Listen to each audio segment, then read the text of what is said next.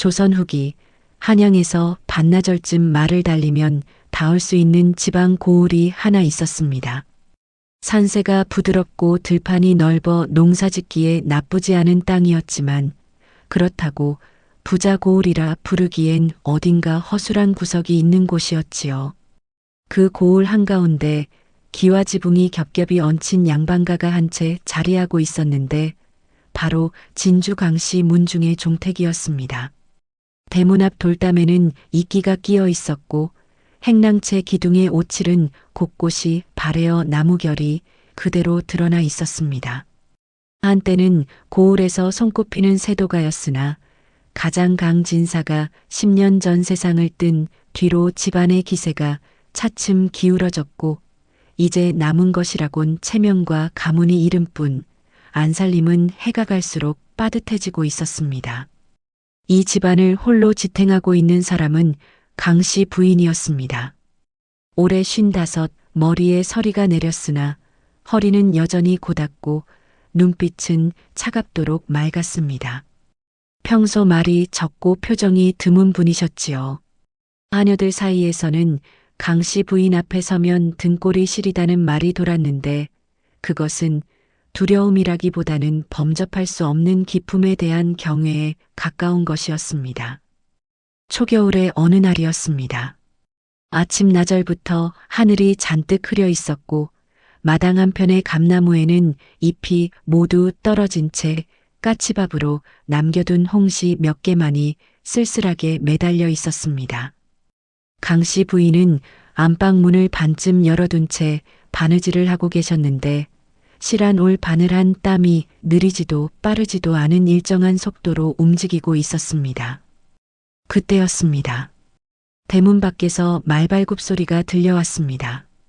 처음에는 멀리서 그 다음엔 점점 가까이 이윽고 말이 멈추는 소리에 이어 누군가 뛰어내리는 소리까지 들렸습니다. 강씨 부인의 바느질 손이 아주 잠깐 거의 알아차릴 수 없을 정도로 멈추었다가 다시 움직이기 시작했습니다.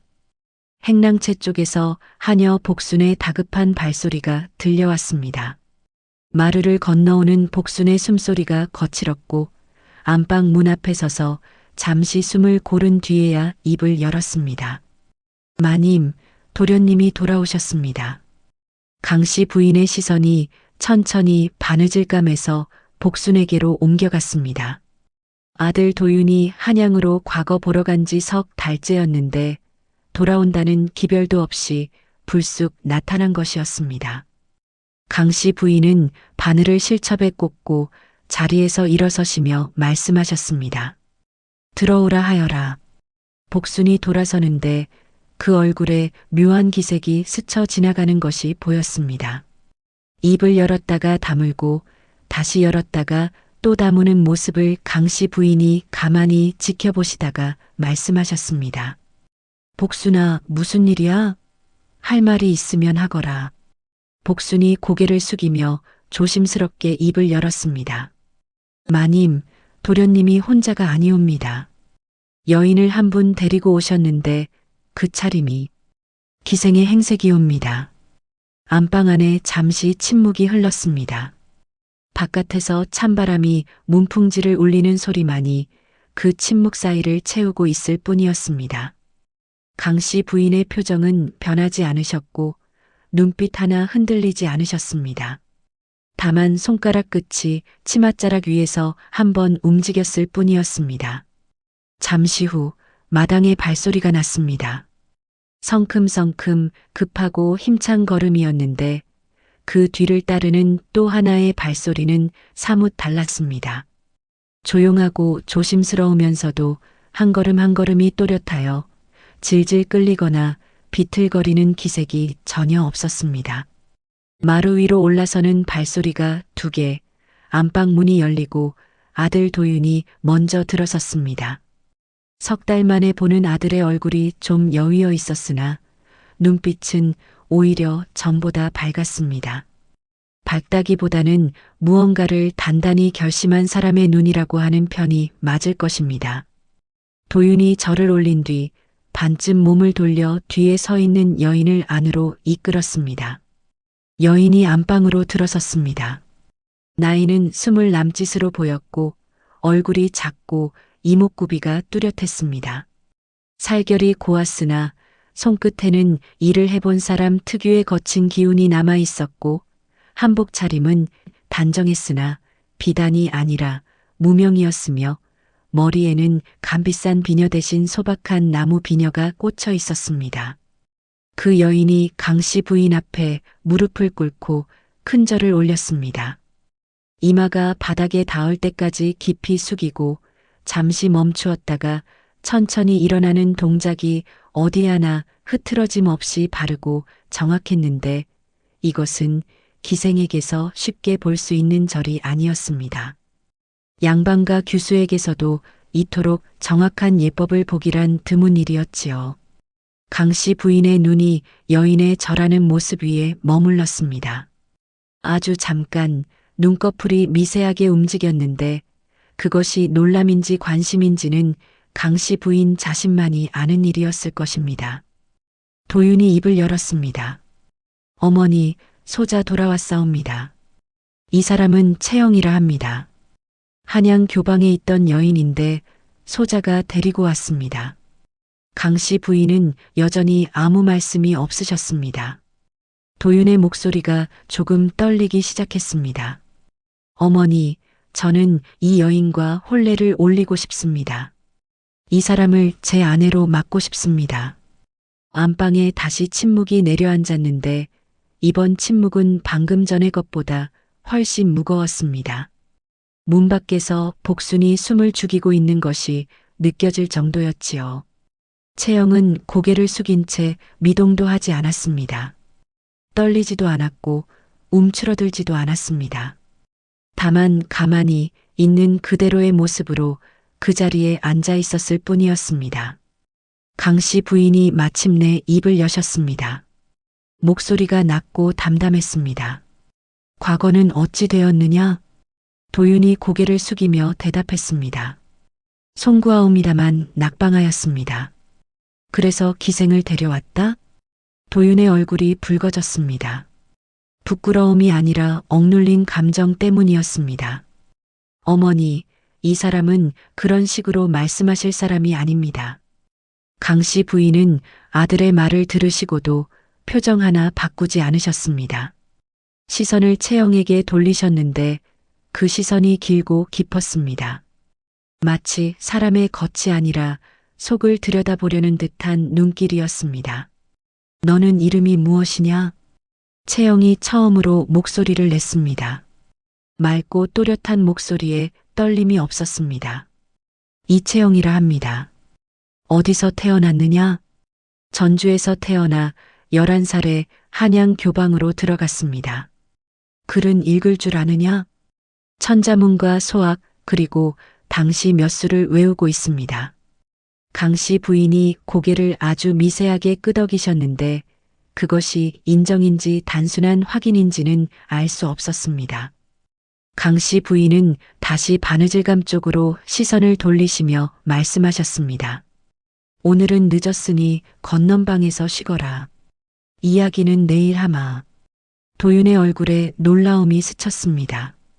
당장 내쫓지 않으신 것이 의외였던 모양이었지요. 도윤이 채영의 손을 이끌고 방을 나간 뒤 안방에 강씨 부인만 홀로 남으셨습니다. 문이 닫히고 발소리가 멀어지고 마당이 다시 조용해진 뒤에야 강씨 부인이 작은 목소리로 혼잣말을 하셨습니다. 저를 참으로 반듯하게 하는구나. 그날 밤 강씨 부인은 잠을 이루지 못하셨습니다. 등잔불 아래 앉아 무언가를 곰곰이 생각하시는 모습이었는데 이따금 고개를 끄덕이시기도 하고 미간을 좁히시기도 하셨습니다. 마치 바둑을 두는 사람이 수십수 앞을 내다보듯 깊고 조용한 사유가 밤새도록 이어지고 있었습니다. 다음 날 아침이 밝았습니다. 겨울 해가 늦게 뜨는 계절이었으나 채영은 해가 뜨기 전에 이미 일어나 있었습니다. 머리를 단정히 빗어 올리고 옷매무새를 가다듬은 뒤 부엌 쪽으로 향했는데 아직 이 집안의 부엌이 어디인지 살림살이가 어디에 있는지도 제대로 모르는 상태였음에도 불구하고 채영은 망설이지 않았습니다. 부엌문을 열고 안을 둘러보니 아궁이에 불을 떼고 있던 복순이 채영을 보고 깜짝 놀라는 것이었습니다. 이렇게 이른 시각에 양반과 며느리감이 부엌에 나타나리라고는 생각지 못한 눈치였지요. 채영이 복순에게 조용히 물었습니다. 어머님께서 아침에 드시는 진지는 어떤 것을 좋아하시는지 여쭤봐도 되겠습니까? 복순이 잠시 머뭇거리다가 대답했습니다. 마님은 입이 까다로우신 편입니다. 죽을 올리되 너무 되직해도 안 되고 너무 묽어도 안 되며 소금 간도 아주 약하게 하셔야 합니다. 채영은 고개를 끄덕이더니 소매를 걷어 올렸습니다. 첫 아침 채영이 직접 끓인 잣죽이 강씨 부인의 방으로 올라갔습니다. 정성스럽게 갈아 만든 잣이 죽 위에 고르게 퍼져 있었고 따뜻한 김이 모락모락 피어오르고 있었지요. 채영이 직접 상을 들고 안방문 앞에 무릎을 꿇었습니다. 강씨 부인이 상을 받아 들여다보시더니 숟가락을 드셨습니다. 한 숟갈을 떠서 입에 넣고 천천히 씹으시더니 이내 숟가락을 내려놓으셨습니다. 한마디 말씀도 없이 상을 밀어내지도 않으셨지만 더 드시지도 않으셨지요. 채영은 그 침묵 속에서 고개를 숙인 채 기다리고 있었습니다. 강씨 부인이 입을 여셨습니다. 간이 맞지 않는다. 도로 가져가거라. 채영의 눈이 아주 잠깐 흔들렸으나 이내 고개를 숙이며 상을 거두어 들고 물러났습니다. 단 한마디의 변명도 없이 말이지요. 문이 닫히자 강씨 부인은 잠시 빈 자리를 바라보셨는데 그 시선 속에 무엇이 있었는지는 아무도 보지 못했습니다. 그러나 복순은 보았습니다. 채영이 물러난 뒤 강씨 부인이 복순을 불러 작은 목소리로 하신 말씀을 말입니다. 그 죽 버리지 말고 따로 두어라. 복순이 의아한 얼굴로 물러나간 뒤 강씨 부인은 혼자 조용히 중얼거리셨습니다. 간이 맞았어. 시험은 그렇게 시작되었습니다. 그것이 시험이라는 것을 채영도 도윤도 이 집안의 누구도 알지 못했습니다. 오직 강씨 부인만이 알고 계셨고 어쩌면 복순만이 어렴풋이 짐작하고 있었을 것입니다. 그날부터 강씨 부인은 채영에게 집안의 모든 일을 시키셨습니다. 새벽 문안 인사부터 시작하여 방마다 걸레질을 하고 부엌에서 새끼 반찬을 준비하고 빨래를 하고 바느질을 하고 장작을 패는 일까지 양반과 며느리가 할 일과 하녀가 할 일의 경계가 없었습니다. 채영에게 주어진 것은 끝없는 노동이었고 그 노동에는 언제나 강씨 부인의 차가운 평가가 빠짐없이 따라붙었습니다. 채영이 마루를 닦으면 강씨 부인은 손가락으로 구석을 짚어 보이시며 먼지가 남았다고 하셨고 채영이 빨래를 널면 빨랫감 사이 간격이 고르지 않다고 하셨으며 채영이 정성껏 준비한 저녁상에는 젓가락을 대지도 않으시고 물리시는 날이 잦았습니다. 어느 날 저녁 마침 이웃 양반가의 안주인이 안부차 들르셨습니다. 안방에서 차를 마시며 대화가 오가는 중에 채영이 다과상을 가져왔는데 약과와 다식을 곱게 담은 상이었습니다. 이웃집 안주인이 다과를 보시며 감탄하셨습니다. 아이고, 솜씨가 곱구나. 이 약과는 누가 만들었나요? 그런데 강씨 부인의 입에서 나온 대답은 냉담하기 그지없었습니다. 새로 들어온 아이가 만든 것인데 기생이 교방에서 손님 접대하던 솜씨가 이런 데 쓰이는 모양입니다. 방 안의 공기가 순간 얼어붙었습니다. 이웃집 안주인의 얼굴에 놀라움이 스치는 동시에 채영의 손이 치맛자락 위에서 움켜쥐어지는 것이 보였습니다.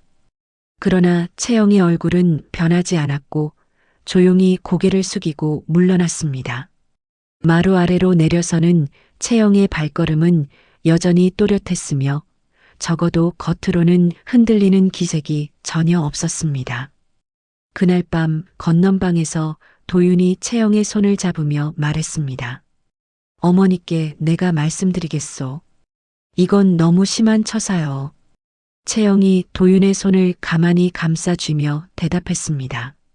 서방님, 어머님은 저를 받아주셨습니다. 이 지붕 아래 있게 해주신 것만으로도 감사한 일입니다. 그렇다고 이렇게 모욕을 주시는 것은 안 되는 것이요. 모욕이 아닙니다. 사실을 말씀하신 것뿐입니다. 저는 기생이었습니다. 그것을 숨기거나 부끄러워할 마음은 없습니다. 도윤은 채영의 담담한 얼굴을 바라보았습니다. 화가 나면서도 동시에 이 여인의 단단함에 마음이 아팠는데 채영의 손끝이 차가웠습니다. 담담한 표정과는 달리 그 차가운 손끝만이 채영의 진짜 감정을 말해주고 있었던 것이지요. 다음 날도 그 다음 날도 강 씨 부인의 태도는 달라지지 않았습니다. 아니, 오히려 더 엄해지셨습니다. 채영이 하나를 잘하면 둘을 시키셨고 둘을 잘하면 셋을 시키셨습니다. 새벽은 더 일찍 시작되었고 밤은 더 늦게 끝났습니다. 그런 나날이 보름쯤 이어진 어느 날 도윤이 어머니의 안방을 찾아왔습니다. 얼굴이 단단히 굳어 있었습니다. 어머니, 한 말씀 여쭙겠습니다. 강 씨 부인은 바느질을 멈추지 않으신 채 대답하셨습니다. 말해보아라. 채영이를 왜 이렇게 대하십니까? 며느리로 받아주신 것입니까? 하녀로 드린 것입니까? 그제야 강 씨 부인의 바느질 손이 멈추었습니다. 천천히 고개를 드시어 아들을 바라보시며 말씀하셨습니다. 며느리가 되려면 며느리가 할 수 있는 일을 할 수 있어야 한다. 이 집안의 며느리란 그저 남편 옆에 앉아 있는 것이 아니다. 그것은 알지만 사람 앞에서 기생이라 하시는 것은 사실이 아니더냐? 도윤의 주먹이 무릎 위에서 떨렸으나 어머니의 눈을 똑바로 바라보지 못하고 고개를 돌리고 말았습니다. 강 씨 부인은 아들의 그 모습을 잠시 바라보시다가 다시 바느질을 시작하셨는데 그 옆모습에 아주 잠깐 쓸쓸함 같은 것이 스쳐 지나간 것을 도윤은 보지 못했습니다. 그날 밤 강 씨 부인은 홀로 등잔불 앞에 앉아 계셨습니다. 복순이 잠자리를 받으리러 왔을 때 강 씨 부인이 뜬금없이 물으셨습니다. 복순아, 내가 나쁜 시어미 같으냐?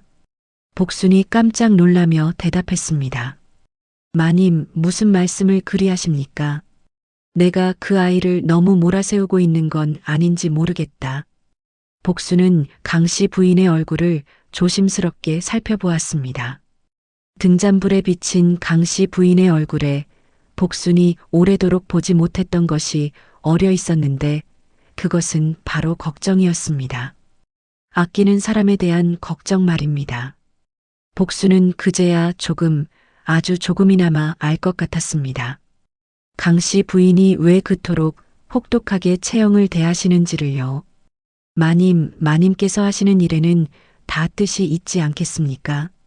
강 씨 부인은 대답 없이 등잔불을 바라보고 계셨습니다. 불꽃이 흔들리며 벽에 긴 그림자를 들이우고 있었고 그 그림자 속에서 강 씨 부인의 얼굴이 더없이 깊어 보였습니다. 채영이 강 씨 집안에 들어온 지 한 달쯤 되었을 때의 일이었습니다. 그동안 채영은 강 씨 부인의 모든 시험을 견뎌냈습니다. 새벽 문안을 하루도 거르지 않았고 어떤 일을 시켜도 군말 없이 해냈으며 음식 맛이 맞지 않는다며 물리시는 일도 조금씩 줄어들기 시작했습니다. 강 씨 부인이 채영의 빨래 솜씨에 대해 아무 말씀도 하지 않는 날이 생겼는데 이 집에서 아무 말씀이 없다는 것은 곧 나쁘지 않다는 뜻이었습니다. 그러나 폭풍은 집안 밖에서 불어왔습니다. 도윤의 고모가 소문을 듣고 찾아오신 것이었습니다. 고모는 강 씨 부인의 남편 돌아가신 강진사의 누이로 강 씨 부인보다 5살이 위였습니다. 한양 근처에서 벼슬하는 남편을 둔 덕에 입김이 세셨고 강 씨 문중에서도 큰 소리를 치실 수 있는 몇 안 되는 사람이셨지요.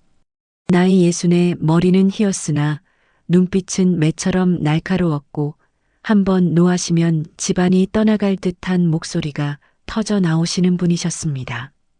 고모가 대문을 들어서시는 순간부터 집안 분위기가 완전히 달라졌습니다. 마당에서부터 고모의 쩌렁쩌렁한 목소리가 울려 퍼졌습니다. 옳게, 자네가 정녕 미쳤나? 기생을 며느리로 들였다는 것이 사실이란 말인가? 강씨 부인은 안방에 단정히 앉아 고모를 맞으셨습니다. 표정이 평온하셨는데 마치 오늘 아침 날씨 이야기를 하려는 것처럼 자연스러운 모습이셨습니다. 형님, 먼 길 오시느라 고생이 많으셨습니다. 차부터 한 잔 드시지요. 차를 마실 때가 아닐세. 지금 온 고을에 소문이 퍼졌어. 진주 강씨 종가에서 기생을 며느리로 들였다고. 문중 어른들이 뭐라 하시는지 알기나 하나? 강씨 부인은 찻잔을 들어 한 모금 마셨습니다. 급할수록 더 천천히 움직이시는 것이 이분의 방식이었습니다. 형님 말씀은 알겠습니다. 제가 생각이 없어서 그리한 것은 아닙니다. 생각이 있었으면 더 문제지. 대체 무슨 생각으로 기생을 종갓집 며느리로 앉힌단 말인가? 강씨 부인은 대답 대신 차를 한 모금 더 드셨을 뿐이었습니다. 이 침묵이 고모의 성격에 불을 지피리라는 것을 모르실 리 없었을 텐데도 말입니다. 그렇게 고모님의 역정이 시작되었습니다. 사흘째 되는 날 고모가 밖에서 한 여인을 데리고 오셨는데 18쯤 되어 보이는 양반가 규수였습니다. 고운 비단 저고리에 옥비녀를 꽂고 있었고 걸음걸이며 눈맞춤이며 어디서 보아도 번듯한 가문의 딸이라는 것을 한눈에 알 수 있었습니다. 고모가 그 규수를 대청마루에 세워두고 큰 소리로 말씀하셨습니다. 옳게, 이 아이가 밀양 박씨 문중 박참판댁 막내딸이네. 내가 직접 알아보고 데려왔어. 도윤이 짝으로 이만한 처자가 어디 있겠나? 기생 따위 내보내고 이 아이를 며느리로 들이게. 그 자리에 채영이 있었습니다. 부엌에서 나오다가 대청마루의 광경을 본 것이었는데 채영의 발이 멈추었습니다. 자신을 대신할 여인이 버젓이 이 집 마루에 서 있는 모습을 보는 심정이 어떠했을지 짐작하기 어렵지 않았습니다. 그러나 채영은 아무 말 없이 시선을 거두고 부엌으로 돌아갔습니다. 등이 보이지 않는 곳까지 간 뒤에야 벽에 손을 짚고 잠시 숨을 골랐는데 그 모습을 복순만이 먼발치에서 지켜보고 있었습니다. 강씨 부인은 대청마루에서 그 규수를 찬찬히 살펴보셨습니다. 규수는 예쁘장했으나 눈이 불안하게 움직이고 있었고 고모의 눈치를 살피는 기색이 역력했습니다. 강씨 부인이 규수에게 물으셨습니다. 아가씨는 글을 읽을 줄 아시오? 규수가 머뭇거리며 대답했습니다. 천자문은 조금 배웠습니다. 살림은 해본 적이 있소? 그런 것은 하인들이 다 하는걸요. 강씨 부인이 고개를 끄덕이시며 고모에게 말씀하셨습니다. 형님의 마음은 감사합니다. 오늘은 이 아가씨에게 저녁이나 대접하고 돌려보내겠습니다. 고모의 얼굴이 일그러지셨습니다. 자네, 지금 이 아이를 거절하는 건가? 거절이 아니라 서두르지 않겠다는 것입니다. 고모는 이를 악무셨지만 그날은 더 이상 밀어붙이지 않으셨습니다. 그러나 포기한 것이 아니라는 것을 강씨 부인은 알고 계셨고 과연 며칠 뒤 고모의 진짜 수가 드러나기 시작했습니다. 고모가 이 집에 머무신 지 닷새째 되는 날 아침이었습니다. 고모가 강씨 부인의 안방으로 급히 달려오셨는데 손에 무언가를 들고 계셨습니다. 옳게, 이것을 보게. 고모가 내미신 것은 은비녀 하나였습니다. 강씨 부인이 시집 오실 때 가져오신 것으로 봉황 문양이 새겨진 귀한 물건이었습니다. 강씨 부인은 그것을 장롱 깊숙이 넣어두고 계셨지요. 이것이 저 기생년의 보따리에서 나왔네. 강씨 부인의 눈이 은비녀 위에 멈추었습니다. 그리고 천천히 고모의 얼굴을 올려다보셨는데 고모의 눈빛은 승리를 확신한 사람의 것이었습니다. 그러나 고모는 거기서 그치지 않으셨습니다. 고모가 품에서 종이 한 장을 더 꺼내 보이셨는데 그것은 쌀가마 10섬의 외상 증서였습니다. 이것도 저 기생년의 짐에서 나왔어. 옳게 이름으로 쌀 장수에게 외상을 졌더군. 집안 물건을 훔치는 것도 모자라 옳게 이름을 파라비까지 지다니 이래도 기생년을 감싸겠나? 이번에는 강씨 부인의 표정에도 미세한 변화가 있었습니다. 은비녀는 예상할 수 있는 수였지만 외상 증서까지 끌어온 것은 예상 밖이었습니다. 강씨 부인이 종이를 받아들어 찬찬히 살펴보셨습니다. 채영이를 불러오너라. 채영이 불려왔습니다. 안방에 들어선 채영의 눈에 은비녀와 증서가 보였을 것입니다. 채영의 얼굴에 당혹감이 스쳤지만 이내 강씨 부인을 똑바로 바라보았습니다. 강씨 부인이 말씀하셨습니다. 목소리가 평소보다 더 차가웠습니다. 이 비녀가 내 짐에서 나왔다 한다. 그리고 이 증서도 할 말이 있느냐? 채영이 은비녀를 바라보았고 이어서 증서를 바라보았습니다. 그리고 고모를 바라보았는데 고모의 얼굴에는 노골적인 경멸이 서려 있었지요. 잠시 침묵이 흐른 뒤 채영이 입을 열었습니다. 목소리는 떨리지 않았지만 평소보다 조금 낮았습니다. 비녀는 손을 댄 적이 없습니다. 그리고 그 증서를 한번 살펴봐 주시겠습니까? 강씨 부인이 눈을 미세하게 좁히셨습니다. 채영이 변명이 아니라 무언가를 가리키려 한다는 것을 감지하신 것이었습니다. 말해보아라. 채영이 조심스럽지만 분명하게 입을 열었습니다. 그 증서에 적힌 이름을 보시면 이채영이 아니라 마님의 성함으로 되어 있을 것입니다. 제가 외상을 지으려 했다면 마님의 성함이 아니라 제 이름을 쓰는 것이 자연스럽습니다. 그리고 무엇보다 저는 이 집에 온 이후 대문 밖을 나간 적이 단 한 번도 없습니다. 쌀 장수를 만날 기회 자체가 없었습니다. 안방 안이 조용해졌습니다. 채영의 말은 짧았지만 논리가 정확했습니다.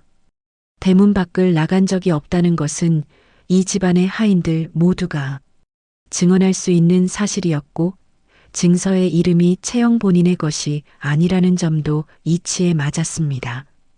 고모의 입이 딱 벌어지셨다가 닫혔습니다. 채영이 이어서 말했습니다. 여전히 강씨 부인만을 바라보고 있었습니다. 비녀에 대해서는 마님께서 판단하실 일입니다. 저는 거짓을 말하지 않았습니다. 강씨 부인의 눈이 깊어지셨습니다. 무엇을 보고 계신지, 무엇을 생각하고 계신지 그 깊은 눈 속을 읽을 수 있는 사람은 아무도 없었습니다. 그리고 강씨 부인이 입을 여셨습니다. 행실이 이러하니 내 어찌 믿겠느냐. 물러가 있거라. 채영의 어깨가 미세하게 떨렸습니다. 이 집에 온 이후 처음이었습니다. 증서의 허점을 스스로 밝혀냈음에도 불구하고 강씨 부인이 자신의 편을 들어주지 않은 것, 그것이 채영에게는 비녀 누명보다 더 깊은 상처였을 것입니다. 채영은 고개를 숙이고 안방을 나갔는데 문이 닫히는 순간 복수는 채영의 눈에 물기가 어린 것을 보았습니다. 한 달 동안 단 한 번도 보이지 않았던 눈물이었습니다. 고모의 기세가 올랐습니다. 비록 증서건은 채영에게 반박을 당했지만 강씨 부인이 채영을 꾸짖은 것만으로도 충분히 유리하다고 판단하신 것이었습니다. 옳게 이참에 저것을 내쫓게 문중 어른들께도 기별하여 다음 달에 모임을 여는 것이 좋겠네. 형님. 강씨 부인이 짧게 말을 끊으시자 고모가 입을 다무셨습니다. 강씨 부인의 목소리에 더 이상의 대화를 허용하지 않는 무게가 실려 있었기 때문입니다. 오늘은 늦었으니 내일 아침에 이야기하시지요. 고모는 잠시 망설였지만 단호한 표정의 강씨 부인을 보고 차마 뜻을 거스르지 못하고 방으로 돌아갔습니다. 고모가 물러가신 뒤 안방에 강씨 부인과 복순만 남았습니다. 강씨 부인은 한참 동안 은비녀와 증서를 번갈아 바라보시다가 복순에게 말씀하셨습니다. 낮고 단단한 목소리였습니다. 복순아, 형님이 어젯밤에 어디를 다녀왔는지 알아보아라. 그리고 채영이의 보따리가 있는 건넌방에 어젯밤 누가 드나들었는지 확인해라. 또 하나, 이 증서에 적힌 쌀 장수가 누구인지 알아볼 수 있겠느냐? 복수는 깜짝 놀라며 강씨 부인을 올려다보았습니다. 강씨 부인의 눈빛 속에 분노가 있었는데 그것은 채영에 대한 분노가 아니었습니다. 누군가에 대한 조용하지만 깊은 분노였습니다. 마님, 그러면 혹시 채영이는 훔치지 않았다. 증서도 채영이의 것이 아니다. 강씨 부인의 말씀은 단호했습니다. 한 점의 망설임도 없으셨습니다. 그 아이의 눈을 보았느냐? 당혹스러워했지만 두려워하지 않았다. 물건을 훔친 사람의 눈이 아니었어. 진짜 도둑은 들켰을 때 변명부터 하는 법이다. 그 아이는 변명 대신 증거의 허점을 짚었어. 영리한 아이야. 강씨 부인이 잠시 말을 멈추셨다가 다시 이으셨습니다. 그리고 내가 그 아이를 꾸짖은 것은 형님 앞에서 채영이 편을 들면 형님의 다음 수가 더 거칠어지기 때문이다. 형님이 스스로 수를 드러내도록 두어야 해. 복순의 눈에 물기가 어렸습니다. 강씨 부인이 처음부터 알고 계셨던 것입니다. 채영이 결백하다는 것을, 그리고 이 모든 것이 고모의 짜임이라는 것을 말이지요. 그날 밤 복수는 강씨 부인의 명을 받아 조용히 집안을 살폈습니다. 행랑채 하녀에게 물어보니 고모가 어젯밤 늦은 시각에 건넌방 쪽을 서성이시는 것을 본 사람이 있었고 강씨 부인의 장롱을 열어본 흔적도 발견되었습니다. 그리고 증서에 적힌 쌀 장수를 수소문해 보니 고모가 한양에서 데려온 하인과 아는 사이라는 것도 밝혀졌습니다. 애초에 그 증서는 고모 쪽에서 꾸며낸 가짜였던 것입니다. 복순이 그 모든 사실을 강씨 부인께 보고드렸을 때 강씨 부인은 고개를 끄덕이시며 말씀하셨습니다. 그래, 내 짐작대로구나. 강씨 부인은 등잔불을 끄지 않으신 채 밤을 새우셨습니다. 내일 벌어질 일을 하나하나 머릿속에 그리고 계셨던 것인데 마치 바둑의 마지막 수를 놓기 전판 전체를 다시 한번 살피는 고수의 침묵과도 같았습니다. 다음 날 아침 강씨 부인은 이례적으로 안방이 아닌 큰 대청마루에 자리를 잡으셨습니다. 고모에게 아침에 이야기하자고 하셨으니 그 약속을 지키시는 것이었지요. 그런데 대청마루에는 고모뿐 아니라 문중 몇몇 어른들까지 와 계셨는데 고모가 어젯밤 사이에 기별을 보내신 모양이었습니다. 문중에서 가장 나이가 많으신 강대감이 자리 한가운데에 앉아 계셨고 그 옆으로 두어 명의 어른들이 자리하고 계셨습니다. 모두 심각한 표정이셨지요. 고모는 한쪽에 앉아 의기양양한 얼굴을 하고 계셨습니다. 도윤도 그 자리에 와 있었습니다. 밤사이 소식을 듣고 달려온 것이었는데 얼굴이 창백했습니다. 채영은 대청마루 한쪽 끝에 무릎을 꿇고 앉아 있었는데 고개를 숙이고 있었지만 등은 꼿꼿했습니다. 고모가 먼저 입을 여셨습니다. 어른들께서 보시다시피 기생 출신이란 것이 이런 것입니다. 집안의 귀한 물건에 손을 대고 안주인의 이름을 파라비까지 졌으니 이래도 종갓집 며느리라 할 수 있겠습니까? 도윤이 참지 못하고 벌떡 일어섰습니다. 고모님, 이 사람은 그런 사람이 아닙니다. 이건 모함입니다. 강씨 부인이 손을 들어 도윤을 말렸습니다. 도윤아, 앉거라. 어른들이 말씀하시는데 어디 나서느냐? 도윤이 이를 악물고 다시 자리에 앉았는데 무릎 위에 주먹이 떨리고 있었습니다. 강 씨 부인은 그 모든 광경을 조용히 지켜보고 계셨습니다. 지금까지 한마디도 하지 않으셨던 것이지요. 찻잔을 들어 한 모금 마시고 내려놓으시는 소리가 대청마루에 또렷하게 울렸는데 그 작은 소리 하나에 모든 시선이 강 씨 부인에게로 모였습니다. 강 씨 부인이 입을 여셨습니다. 먼저 비녀 이야기부터 하겠습니다. 이 비녀는 제가 시집 올 때 가져온 것입니다. 제 방 장롱 오른쪽 서랍, 그것도 맨 아래 칸의 보자기에 싸서 넣어둔 물건이지요. 이 집에서 그 위치를 아는 사람은 저와 복순이 뿐입니다. 강 씨 부인이 복순을 바라보시자 복순이 앞으로 나섰습니다. 복순의 목소리는 조금 떨렸지만 분명했습니다. 그젯밤 고모님께서 마님의 안방을 다녀가신 것을 본 사람이 있사옵니다. 그리고 이후에 건넌방 쪽을 서성이신 것도 확인되었습니다. 대청마루의 공기가 한순간에 변했습니다. 고모의 얼굴에서 핏기가 가시기 시작했고 문중 어른들의 시선이 일제히 고모에게로 향했습니다. 강 씨 부인은 멈추지 않으셨습니다. 다음은 이 외상 증서입니다. 어제 채영이가 직접 말했듯이 이 증서에는 채영이의 이름이 아니라 제 이름이 적혀 있고 채영이는 이 집에 온 이후 단 한 번도 대문 밖을 나간 적이 없습니다. 쌀 장수를 만날 기회 자체가 없었다는 이야기입니다. 강 씨 부인이 증서를 들어 올리시며 이어가셨습니다. 더구나 이 증서에 적힌 쌀 장수가 형님이 한양에서 데려오신 하인과 아는 사이라 합니다. 대청마루에 탄식 같은 한숨이 번졌습니다. 고모의 얼굴이 새하얘지셨고 입술이 파르르 떨리기 시작했습니다. 할 말을 찾지 못하고 계신 것이 역력했습니다. 강 씨 부인의 목소리에 한 올의 흔들림도 없었습니다. 채영이가 이 비녀를 훔쳤다면 보따리에 넣어둘 리가 없습니다. 남의 물건을 가져간 사람이 눈에 띄는 곳에 그것을 둔단 말입니까?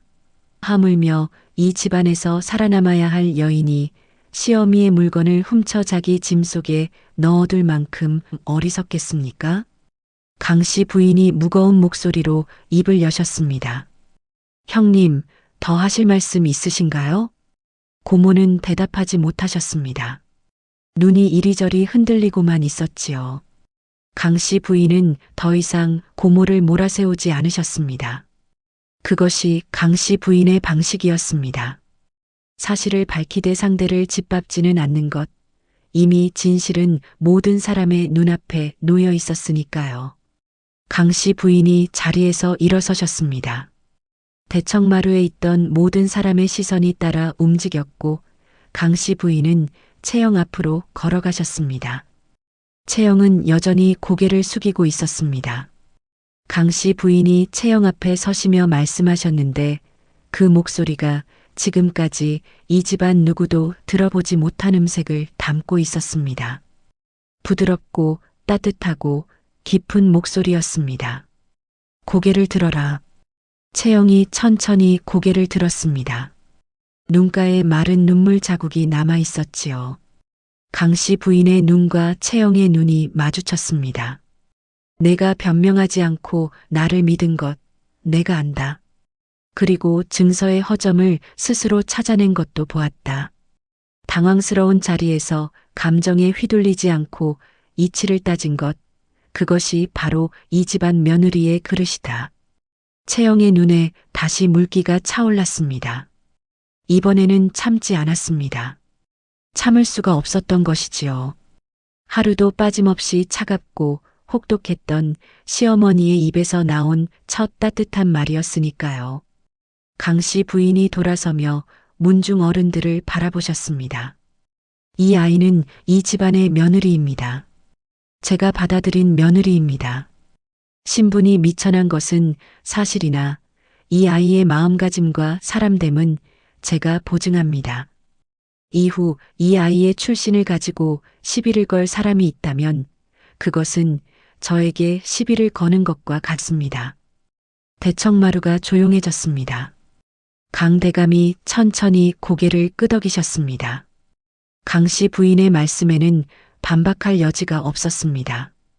이 집안을 10년 넘게 홀로 지켜오신 분의 무게가 그 말 한마디 한마디에 고스란히 실려 있었기 때문입니다. 고모는 그날 오후 짐을 싸서 한양으로 떠났습니다. 강씨 부인은 마당까지 나가 배웅하였는데 원망도 추궁도 없었습니다. 다만 헤어지는 자리에서 고모에게 조용히 한마디를 건네셨습니다. 형님, 집에 가서 편히 쉬십시오. 다음에 오실 때는 좋은 일로 오시지요. 고모는 대답하지 못하시고 고개만 숙인 채 대문을 나서셨습니다. 문중 어른들이 떠나시고 고모가 떠나신 뒤 대청마루에 강씨 부인과 도윤, 그리고 채영만 남았습니다. 도윤이 어머니 앞에 무릎을 꿇었는데 눈이 벌겋게 물들어 있었습니다. 어머니, 소자가 어머니의 뜻을 몰랐습니다. 강씨 부인이 아들을 내려다보시며 말씀하셨습니다. 도윤아, 내가 이 아이를 처음부터 감싸기만 했으면 이 집안 누구도 이 아이를 인정하지 않았을 게다. 기생 출신이라는 이유로 평생 손가락질을 받았을 것이야. 도윤이 고개를 들어 어머니를 올려다보며 물었습니다. 그래서 일부러 혹독하게 대하신 겁니까? 강씨 부인이 고개를 끄덕이셨습니다. 그 눈에도 물기가 살짝 비치고 있었습니다. 이 아이가 스스로 이겨내야 했어. 어떤 모욕에도 흔들리지 않고 어떤 시험에도 무너지지 않는 모습을 이 집안 사람들이 직접 보아야 했다. 그래야 누구도 함부로 못하는 법이다. 시어미가 감싸서 된 며느리가 아니라 스스로의 힘으로 이 집안의 사람이 된 것이어야 했어. 도윤의 눈에서 눈물이 떨어졌습니다. 채영도 조용히 울고 있었습니다. 강씨 부인은 채영에게로 시선을 돌리셨습니다. 채영아, 내가 이 집에 온 첫날 너의 몸가짐과 행실을 보고 알았다. 이 아이는 될 아이라고 말이다. 그리고 오늘 대청마루에서 확신했다. 감정에 휩쓸리지 않고 이치를 따지는 것, 그것이 이 집안을 이끌 사람의 자질이다. 내가 혹독했던 것은 내가 미워서가 아니라 내가 이 집안에서 오래오래 단단하게 살기를 바랐기 때문이다. 채영이 바닥에 이마를 대고 큰 절을 올렸습니다. 목소리가 떨렸지만 또렷했습니다. 어머님의 은혜를 평생 잊지 않겠습니다. 강씨 부인이 채영의 어깨를 잡아 일으키셨습니다. 오래간만에, 아니 어쩌면 처음으로 강씨 부인의 얼굴에 온화한 미소가 떠올랐습니다. 이제부터는 고생 좀 덜 시키마. 하지만 새벽 문화는 계속 와야 한다. 그건 시험이 아니라 예의다. 채영이 눈물 속에서 웃었고 도윤도 따라 웃었습니다. 대청마루 위로 늦가을의 햇살이 비스듬히 흘러들어와 세 사람의 위로 따뜻하게 내려앉고 있었습니다. 세월이 흘렀습니다. 채영이 이 집에 온 지 3년이 지나자 이제는 아무도 채영의 출신을 입에 올리지 않았습니다. 채영의 살림 솜씨는 소문이 났고 이웃집에서 장 담그는 비결을 물어올 정도였습니다. 교방에서 익힌 글 읽는 능력과 셈의 밝은 재주는 안살림을 넘어 집안의 재정을 일으키는 데까지 이어졌으며 행랑채에 바랜 오칠이 새로 올려지고 무너진 토담이 보수될 무렵에는 이웃 사람들도 강씨 종가가 옛 기세를 되찾고 있다고 수군거리기 시작했습니다. 그해 가을, 도윤이 마침내 과거에 급제했다는 소식이 전해졌습니다. 집안이 들썩이는 와중에도 강씨 부인과 채영은 안방에 마주 앉아 조용히 차를 나누고 있었습니다. 강씨 부인이 말씀하셨습니다. 도윤이가 급제한 것은 반갑지만 이 집안을 진짜 살린 사람은 내다.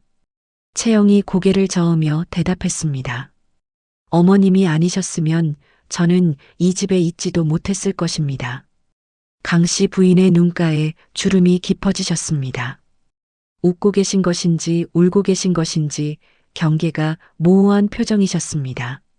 안방의 문이 반쯤 열려 있어 마당 너머로 감나무가 보였습니다.